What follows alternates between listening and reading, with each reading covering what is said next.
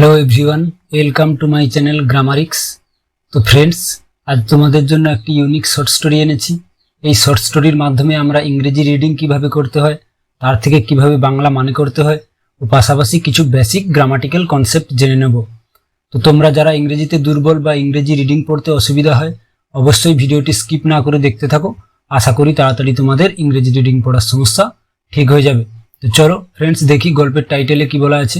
দেখো, দা থ্রি মানে তিনটি, ফিশ মানে মাছ, তাহলে তিনটি মাছ, এই আমাদের গল্পের টাইটেল। তো চলো গল্পে যাওয়া যাক।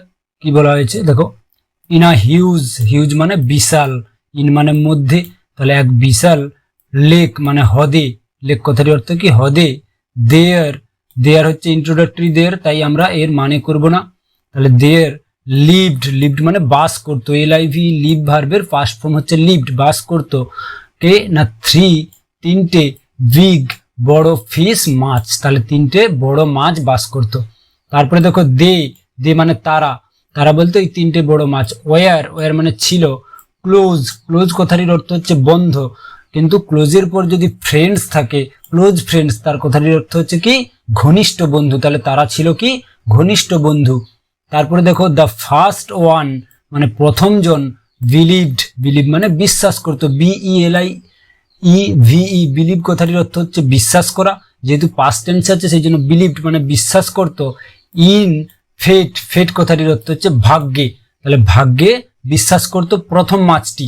তারপরে দেখো কি বলা হয়েছে, দ্য সেকেন্ড ওয়ান মানে দ্বিতীয় মাছটি, ওয়াজ ছিল, ইন্টেলিজেন্ট মানে বুদ্ধিমান, অ্যান্ড এবং নিউ মানে জানতো, তাহলে KNOW, নো হচ্ছে মূল ফর্ম, KNOW, নো হচ্ছে মূল ভার্ব, তাহলে তার পাস্ট ফর্ম হচ্ছে নিউ। আচ্ছা, এখানে উচ্চারণটা দেখো, নোর ক্ষেত্রেও দেখো KN পাশাপাশি থাকার জন্য আমরা কে এর উচ্চারণ করছি না, এন থেকে বলছি নো। আর এখানেও দেখো সেই একই সেম ভাবে, হ্যাঁ, KNEW থাকা সত্ত্বেও আমরা শুধু উচ্চারণ করছি কি নিউ, NEW নিউ, তাহলে কে এর উচ্চারণ এখানে সাইলেন্ট আছে। তাহলে কিছু কিছু ওয়ার্ডে এরকম সাইলেন্ট উচ্চারণ আছে, তোমরা রিডিং পড়তে পড়তে সেগুলো শিখে যাবে। তাহলে নিউ মানে জানতো। দেয়ার্স, দেখো দেয়ারের পর অ্যাপোস্ট্রোফি মানে দেয়ার ইজ এর শর্ট ফর্ম হচ্ছে দেয়ার্স। সলিউশন মানে সমাধান রয়েছে। টু এভরি মানে প্রতিটি, প্রবলেম মানে সমস্যায়। তাহলে দ্বিতীয় মাছটি বুদ্ধিমান ছিল এবং সে কি জানতো যে প্রত্যেকটি সমস্যার একটা না একটা সমাধান রয়েছে। তারপরে দেখো দ্য থার্ড ওয়ান অর্থাৎ তৃতীয় জন, ওয়াজ ছিল, ওয়াইজ মানে জ্ঞানী, অ্যান্ড এবং কুড মানে পারতো, তাহলে ক্যান ভার্বের পাস্ট ফর্ম হচ্ছে কুড। ক্যান একটি মোডাল ভার্ব, কুডও মোডাল ভার্ব, ক্যানের পাস্ট ফর্ম। ক্যান মানে কোনো কিছু বর্তমানে করতে পারা, আর কুড মানে আগে কিছু করতে পারতো, সেই জন্য কুড। তাহলে সে কি করতে পারতো, অ্যান্টিসিপেট মানে অনুমান করা, তাহলে অনুমান করতে পারতো। ট্রাবল মানে বিপদ বা সমস্যা। বিফোর হ্যান্ড মানে আগে থেকেই, তাহলে বিফোর হ্যান্ড কথাটার অর্থ কি আগে থেকেই তৃতীয় মাছটি কি কোনো কিছু বিপদের সম্ভাবনা অনুমান করতে পারতো। তারপরে দেখো ওয়ান ডে মানে একদিন, দ্য ওয়াইজ ফিশ মানে সেই জ্ঞানী মাছটি, ওভার হার্ড, তাহলে ওভার হার্ড কথাটির অর্থ শুনলো, কিন্তু ওভার যেহেতু এর আগে যোগ করা হয়েছে, তাহলে ওভার হার্ড কথাটির অর্থ হচ্ছে আড়ি পেতে কোনো কিছু শোনা, ইংরেজি ওভার হার্ড, এবং আকস্মিক ভাবে কোনো কিছু শোনাকে আমরা ওভার হার্ড বলবো। তাহলে ওভার হার্ড আড়ি পেতে শুনলো, কি শুনলো, আ ফিশারম্যান একজন জেলে, ফিশারম্যান মানে হচ্ছে জেলে, টকিং মানে কথা বলছে, টু অ্যানাদার মানে অন্য একজন জেলের সঙ্গে। তাহলে টকিং দেখো TAL কে টক মানে কথা বলা, আর তার সঙ্গে ING দিয়ে এটা পার্টিসিপল করা হয়েছে, হ্যাঁ, তাহলে এই জন্য এটা টকিং হয়ে গেছে। তাহলে পার্টিসিপল এটা হচ্ছে প্রেজেন্ট পার্টিসিপল, এবং পার্টিসিপল হচ্ছে ভার্বের সাথে ING যোগ করে পার্টিসিপল করা হলো। তাহলে টকিং মানে কথা বলতে, টু অ্যানাদার অন্য একজন জেলের সাথে।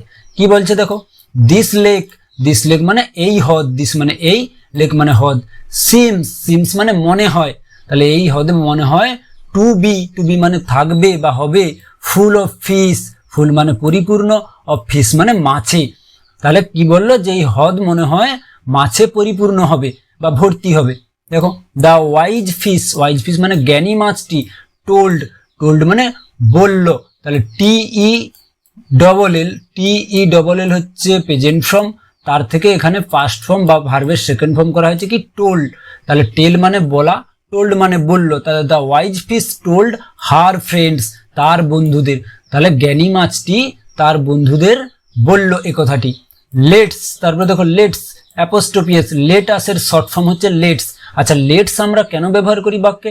না কোনো কিছু সাজেশন বা প্রস্তাব দিতে আমরা বাক্যে লেটস ব্যবহার করি। তাহলে লেটস মানে চলো, এসকেপ, এসকেপ মানে পালিয়ে যাই, বিফোর, বিফোর মানে আগে, দ্য ফিশারম্যান, ফিশারম্যান মানে জেলেরা। দেখো এম এ থাকলে এখানে হতো একটা জেলে, কিন্তু ই করে দেওয়ার জন্য এটা প্লুরাল ফর্মে হয়ে গেছে ফিশারম্যান মানে জেলেরা। ক্যাচ, ক্যাচ মানে ধরতে, আস আমাদের। তাহলে চলো পালিয়ে যাই, জেলেরা এসে আমাদের ধরার আগে। এটা ওয়াইজ ফিশ বা জ্ঞানী মাছটি বলল। তারপরে দেখো দ্য ইন্টেলিজেন্ট ফিশ, বুদ্ধিমান মাছটি সেড, সেড মানে বলল, এস এ ওয়াই, সে ভার্বের পাস্ট ফর্ম হচ্ছে সেড। তাহলে সেড মানে বলল, তাহলে পাস্ট ফর্ম মানে সেকেন্ড ফর্ম যাকে বলে আমরা। তাহলে সেড মানে বলল, কি বললো?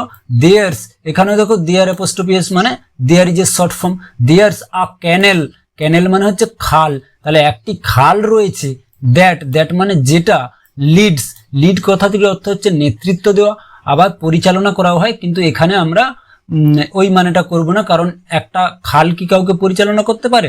তাহলে এখানে খালটি লিডস মানে নিয়ে যাবে কোথায়? না টু অ্যানাদার, অ্যানাদার মানে অন্য একটি, লেক মানে হ্রদে। তাহলে জ্ঞানী বুদ্ধিমান মাছটি কি বলল? যে এই একটা হ্রদ আছে, যেই হ্রদটি আমাদের অন্য একটি তাহলে জ্ঞানী মাছটি কি বলল? জ্ঞানী মাছটি বলল যে একটি খাল আছে, যেই খালটি আমাদের অন্য একটি হ্রদে নিয়ে যাবে। তারপরে দেখো দ্য ফিশ, মাছটি, হুইচ যেটা, যেটা মানে এই দ্য ফিশের কথা বলছে। তাহলে এখানে হুইচ মানে কোনটি হয়, কিন্তু সেটা ইন্টারগেটিভ সেন্টেন্স, অর্থাৎ যেসব সেন্টেন্সের শেষে জিজ্ঞাসা চিহ্ন থাকে সেই সব সেন্টেন্সে হুইচ মানে কোনটা হয়, কিন্তু এখানে বাক্যের মাঝে দেওয়া হয়েছে এটা একটা লিঙ্কার ওয়ার্ড এবং এটা একটা ক্লজ হিসাবে ইউজ করা হয়েছে। তোমরা ক্লজ পরবর্তীতে জানতে পারবে। ক্লজ হচ্ছে তিন প্রকার, noun clause, adjective clause, adverb clause. এগুলো হচ্ছে সাবঅর্ডিনেট ক্লজ। সেই সাবঅর্ডিনেট ক্লজের একটা পার্ট হচ্ছে যা এই আমাদের অ্যাডজেক্টিভ ক্লজ, এটা অ্যাডজেক্টিভ ক্লজে আছে।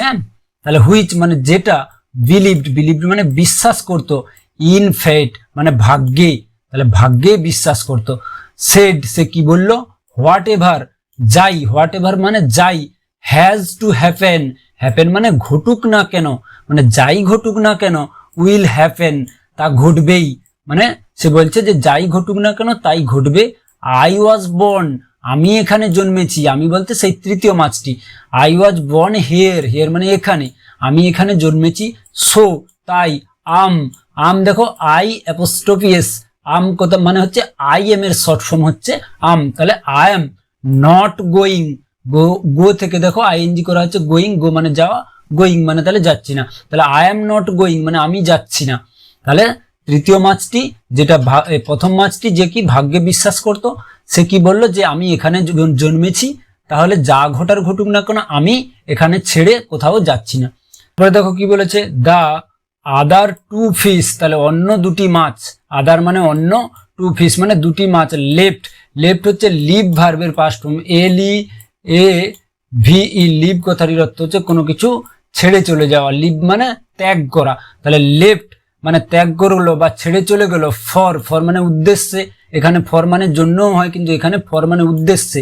কিসের উদ্দেশ্যে? না দ্য নিউ লেক মানে নতুন, নিউ মানে নতুন, হ্রদের উদ্দেশ্যে। তাহলে অন্য দুটো মাছ কি করলো? নতুন হ্রদের উদ্দেশ্যে তারা চলে গেল। তারপরে দেখো দ্য ফিশারম্যান মানে জেলেরা। কেম, কেম মানে এলো, কাম ভার্বের সেকেন্ড ফর্ম বা পাস্ট ফর্ম হচ্ছে কেম, COME, কাম মানে আসা, আর কেম মানে তাহলে এলো, এটা ভার্বের second form. Came the next morning, next মানে পরের দিন, মর্নিং মানে সকালে, তাহলে পরের দিন সকালে সেই জেলেরা এলো। অ্যান্ড এবং কাস্ট, কাস্ট মানে ফেললো। দেয়ার, দেয়ার কথাটির অর্থ হচ্ছে তাদের। নেট, নেট মানে জাল, তাহলে তারা তাদের জাল ফেললো। তারপরে দেখো দ্য থার্ড ফিশ, তৃতীয় মাছটি, ওয়াজ ট্র্যাপড, দেখো ট্র্যাপ কথাটি TRAP, ট্র্যাপ মানে কোনো কিছু ফাঁদে পড়া।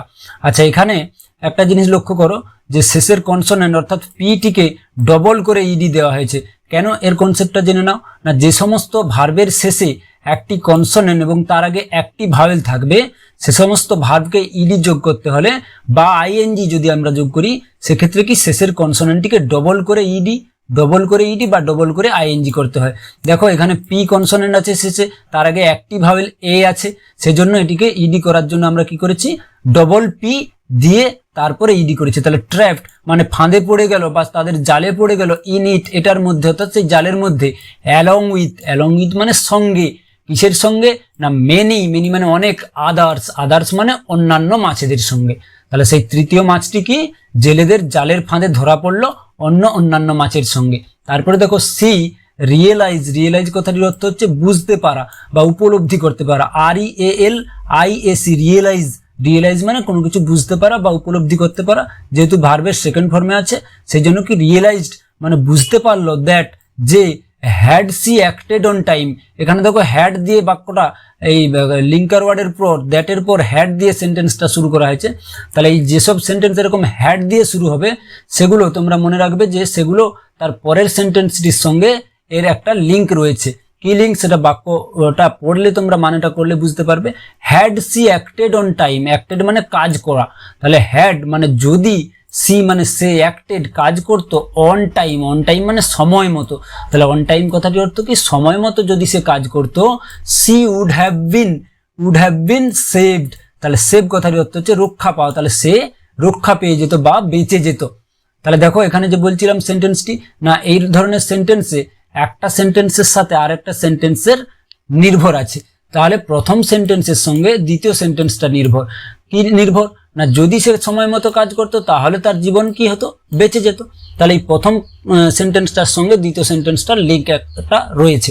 তাহলে হ্যাড দিয়ে শুরু হলে আমরা এইরকম মানে করবো, হ্যাঁ যদি, অর্থাৎ কন্ডিশনাল একটা সেন্টেন্স এটাকে বলতে পারো। তাহলে হ্যাড সি অ্যাক্টেড মানে যদি সে কাজ করতো অন টাইম সময় মতো, তাহলে কি হতো, সে বেঁচে যেত বা রক্ষা পেত। এই আমাদের স্টোরিটি কেমন লাগলো অবশ্যই কমেন্টে জানিও, এবং ভিডিওটি যদি একটু হেল্পফুল মনে হয় তো একটি লাইক করে দিও, এবং চ্যানেলে নতুন হয়ে থাকলে সাবস্ক্রাইব করে পাশের বেল আইকনটি প্রেস করে দিও, তাতে পরবর্তীতে ভিডিওর নোটিফিকেশন সবার আগে তোমার কাছে পৌঁছে যাবে। তো ফ্রেন্ডস চলো আজকের মতো এ পর্যন্ত, পরের ভিডিওতে আবার দেখা হচ্ছে। Thanks for watching.